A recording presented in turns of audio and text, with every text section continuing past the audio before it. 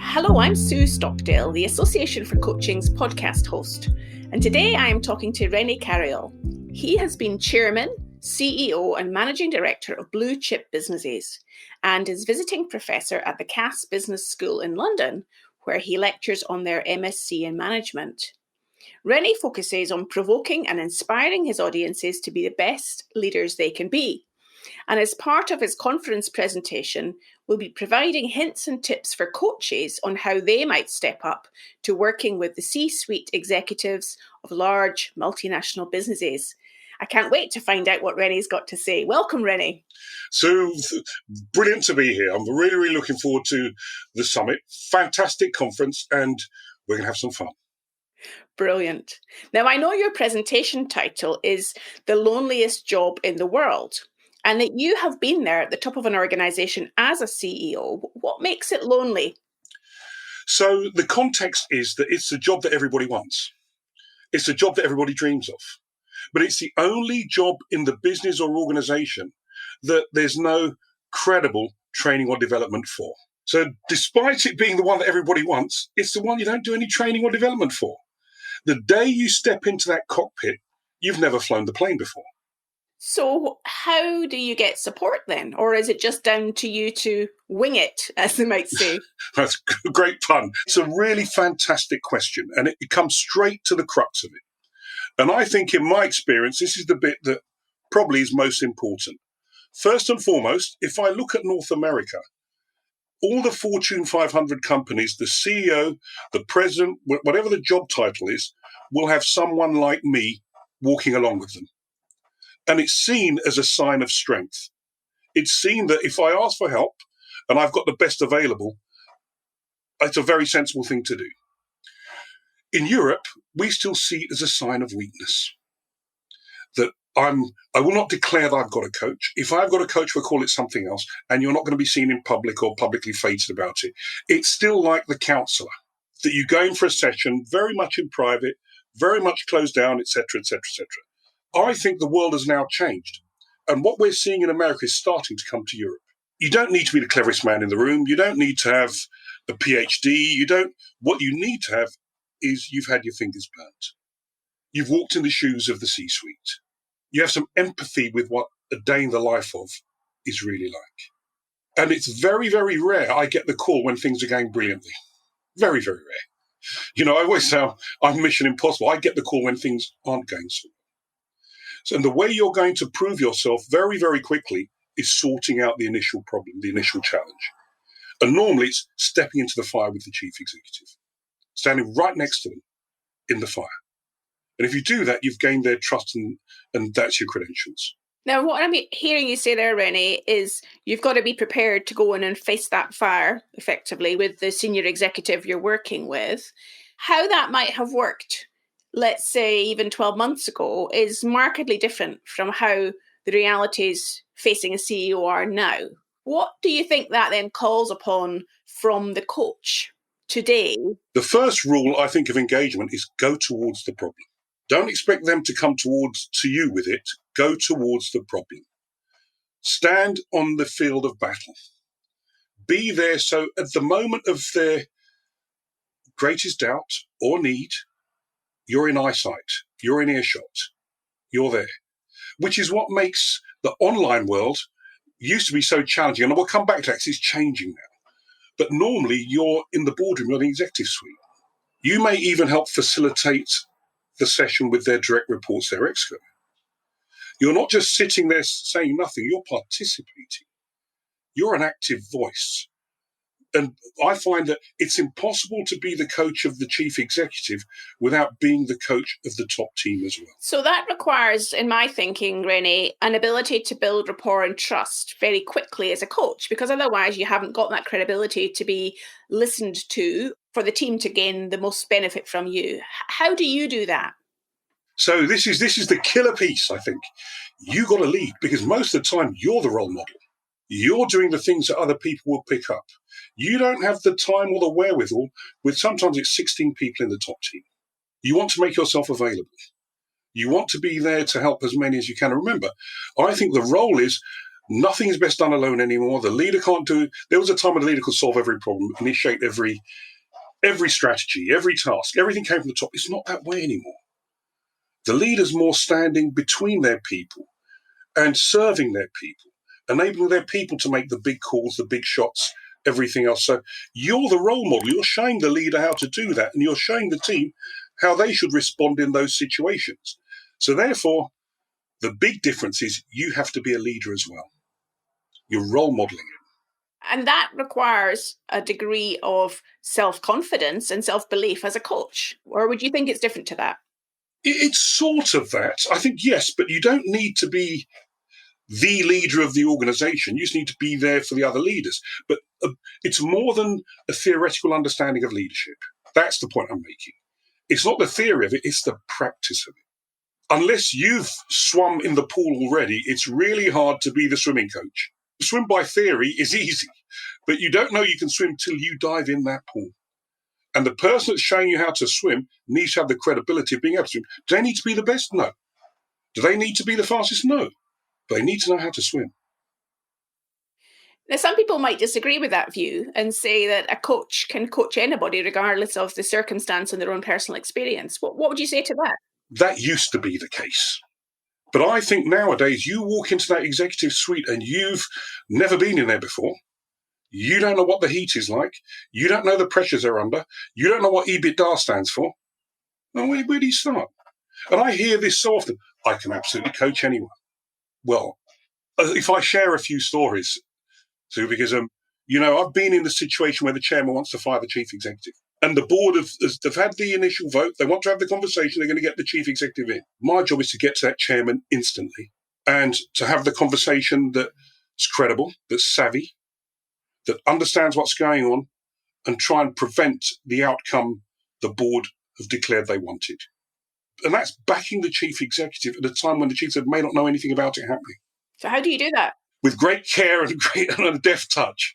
So I've done it at Barclays.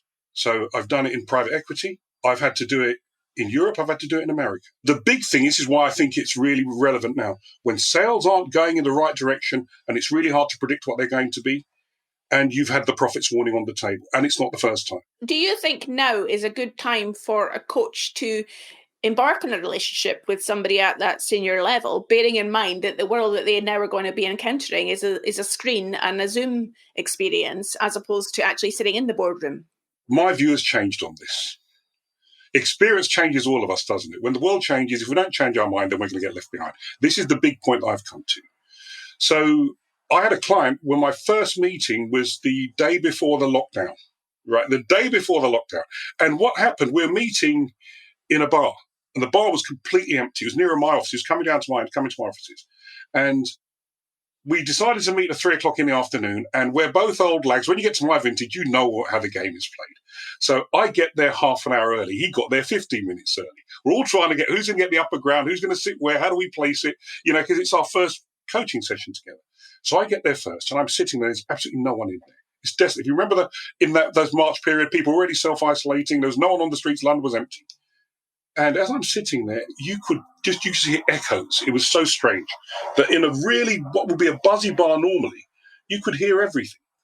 And he comes walking up the road and he's on his mobile and he's clearly having a domestic row. And I can hear it, and it's wafting through the bar, and I can hear it, and he's trying to be polite, and he's obviously losing it. And his other half is not letting him off the hook.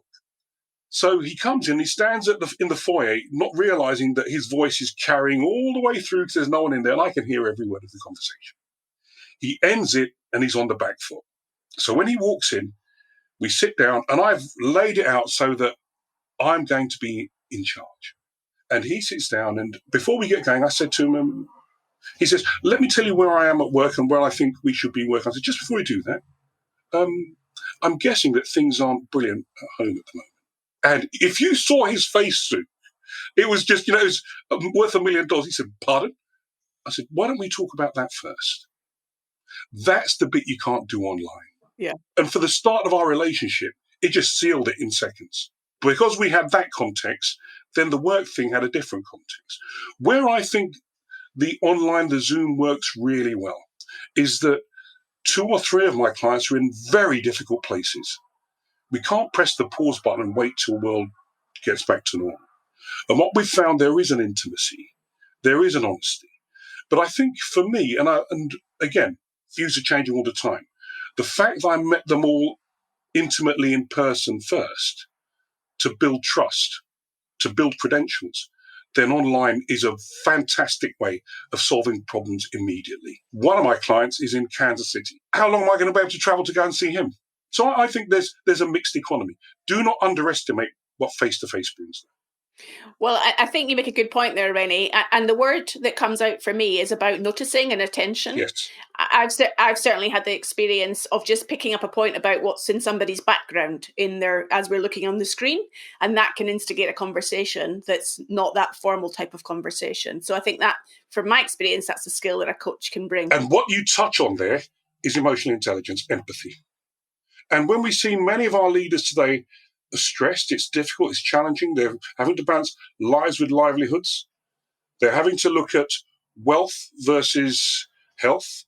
These are some of the toughest calls we've ever had to make. And at any given moment, they're making decisions in effect. People have worked really hard, you've given everything through no fault of their own, the business can't support them anymore. Now, having to do that on a daily basis is mind-numbingly stressful. And the role of the coach? Sometimes it's not just to listen. And this is where I think we get into our provocative arena. Sometimes I'll take the workload off the chief executive. I'll have the conversations. Because sometimes that independent voice, who's standing slightly outside, who doesn't have skin in the game, can say things with a credibility and an independence and a support, and sometimes an objectivity that the line manager, who the chief executive is, may not be able to have. Now, I can imagine some of our listeners bristling at this point, René, when thinking that's not the job of a coach. Oh, of course. Now they're throwing stuff at me. Well, the job of a coach is changing. Tell me more about where you see it changing to.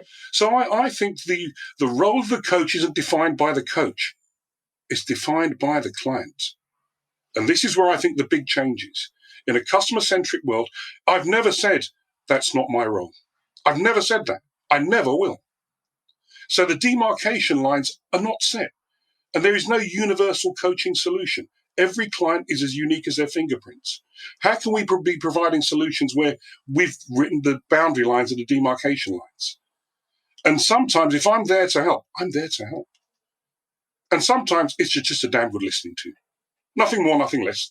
Just be there and listen. Sometimes it's as active gets.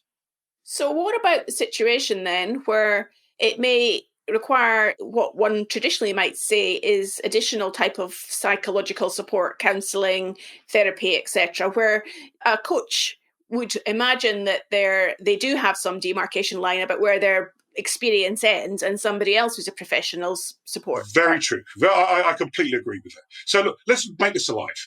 Boris Johnson, Dominic Cummings, the coaching opportunity of a lifetime that was missed. Who would the coach be for? I would say it would be Boris's coach would have had a chat with Dominic. Boris clearly didn't want to confront him. Boris was going to support him to the detriment of all of us and everyone else. This is my view, by the way. And he found himself in a really tough situation. And there were some great quotes that no one would tell Dominic to apologise. Well, maybe that's where Boris's coach steps in. Pulls him aside and said, this isn't about you, this is about the Prime Minister. And here's some words of advice and some tips. You're in danger of pulling him down. Here's some things to consider and some suggestions. And if you want any help in how you might do that, then I'll help you. But I really don't think no regrets, no apologies is helping the person that's employing you. What you're saying there, René, is the coach needs to have a much greater awareness of the overall system. Yes. And not just the individual that they're working with. Which is why I say that the old statement that doesn't matter who you are, what you do, where you are, I think there's a bit of context. And I think there are some environments where I will not be the best choice. That I just don't have that exposure, that experience, that credibility, that understanding, and I don't know the lay of the land well. The bit that I know really well is the C-suite and the role of the chief executive. And I know it viscerally. I don't need to read the job description. As soon as I walk in, I got it. I have to have it. So if you were coaching a coach that wants to work in the C-suite in future and isn't doing that currently, how would you coach them? What would be the things you would help them to improve? It's another really insightful question. I'm doing 3 of them at the moment, and we're having to do it online. And the first thing, and it's what we touched on before, I think they've got the capability, they haven't had the exposure, and they don't quite have the self-confidence. So I'm going to get them to shadow me. Come and see what it's really like. Is this really the pitch you want to play on?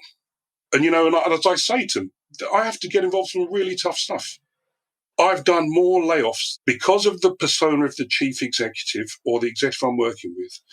There's a very clear message to be given, and I've built some trust, I've built a relationship. I'll set it all up. If not, complete and just leave the last bit to be done by the leader. And I was asked a question by one of my coaches I'm coaching saying, how does that make you feel? And I said, no matter how many times I've done it, every single time that evening, I can't sleep. Because we're talking about someone's livelihood. The day I sleep soundly is the day I've got to stop doing this. I don't want anything to take that away. That apprehension, that anxiety makes me take it so seriously. I'll think about it. I'll prepare for it. I'll practice. I'll talk to as many people as I can. And I'm normally the outplacement service. I'm going to help them on the next stage of their career. It calls into question of the coach a good degree of courage and the ability, if they're shadowing you, to really be observant about what's actually happening. So true, so correct. 2 of them that I'm coaching, they are so perceptive. They do pick things up, but they've never had to confront stuff before. And I would say they're at the reasonable, calming, understanding, listening end of things. But on occasion, you have to confront stuff, especially where you believe they're in danger of doing something that's going to affect others really badly. If it's themselves and they're making a choice for themselves, well, you can reflect the mirror. You can try and talk them out of it. But when they're going to affect, especially the livelihoods of many, then you've got to stand up and be counted. So that brings an interesting word, René, the word confronting. And I'm wondering, how do you hold up the mirror to you and confront yourself about how you keep upping your game? So I choose my team carefully. If I look at my most recent book, Spike, I wrote it because everyone's brilliant at something, but no one's brilliant at everything. But the team can be brilliant at everything if you choose it right. So I know I'm risk embracing. I'm going to be on the front foot. I'm going to go for it, and I'm going to back myself. And I need some people who are going to stand in front of me and say, think again. Just think again. I need some people around me who's going to say, have you considered? Here's a suggestion. And I need some people around me who's going to say, I'm not sure that was the best way. I also need to trust them, listen to them, have the humility to know that the only mistake is the one you don't learn from. And that's sort of our byword. And I think, do I get it right all the time? No, I don't. But fess up. And sometimes I go to them and I'll say, that didn't quite work. You know when it doesn't work. You don't need anyone. You know when it wasn't your best shot. You know when you returned the serve and it went out. You know that. Otherwise, you're not the coach. You know that. Sometimes you can get away with it for a bit, but go back and seek some advice and see how could you have done it differently. So you're really role modeling what you want to see in the leaders that you work with. Try to, Sue, try to. I do try to, but I'm also aware of that role model responsibility. That, the duty of care we have as a coach. There is a huge duty of care. And that duty of care comes for ourselves, for all of those who we work with, those who work with us. But I think the bit we, on occasion, sometimes can miss is the people that work for the people we coach. For them, that's the reason why, to me, they give me courage. If I think they've had the rollicking from hell and it was undeserved, then I've got the courage to step in there. It sounds like you are prepared to face up, have that courage and confront things head on, René. That's not something that everybody is comfortable to do. Correct. What would you say to those coaches or leaders listening that are a little bit more risk averse or less willing to take that step? There's room for all. But I think it starts with being honest with yourself on which is the environment, the customers that you're going to get along best with, that suit who you are. And I would say the thing is, don't obsess about your limitations. Obsess about your strengths. What are the things you do brilliantly, and let that be your guide? Don't shy away from things because I'm not so good at it. Go close to things because you're brilliant at it. And I think, that lovely virtuous circle. The things I tend to enjoy, the things I tend to be good at, the things I tend to be good at, the things I tend to enjoy. Don't try and be brilliant at everything. There's room for all of us. But what I'm saying is, in the heat of the C-suite, especially moments like this, where there's uncertainty, there's a lack of clarity, we have to bring hope. We just have to bring hope. There's no hiding place. You can't just be there giving neutral vanilla answers. And the three things I'm saying at the moment is clarity, certainty, and hope. That's my agenda for the pandemic. And this will pass, so focus on the exit, but why don't I focus on clarity, certainty, and hope?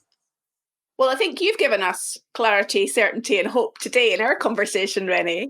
As we close, I'm wondering if listeners want to find out more about you and the work that you do, how might they do that on the internet? So you'll get me www.carayol.com. You'll get everything you want there, but you'll find me on Twitter, Instagram, especially LinkedIn and Facebook.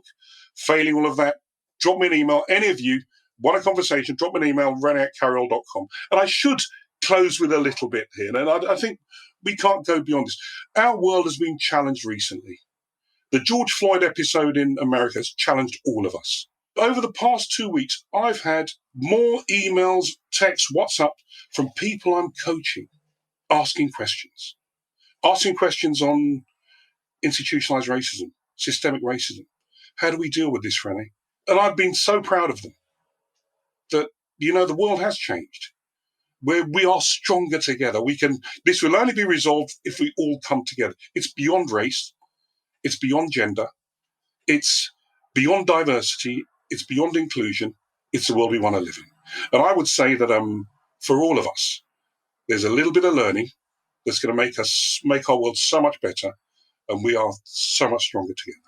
I think that's an important point for us to end on there, René. And it's certainly in line with the values of the Association for Coaching about improving coaching in society worldwide for everybody. Fabulous. And that's why I can't wait for the session. And I hope to see as many of you there as possible. Thanks, René. Thank you very much, Sue. It's been great talking to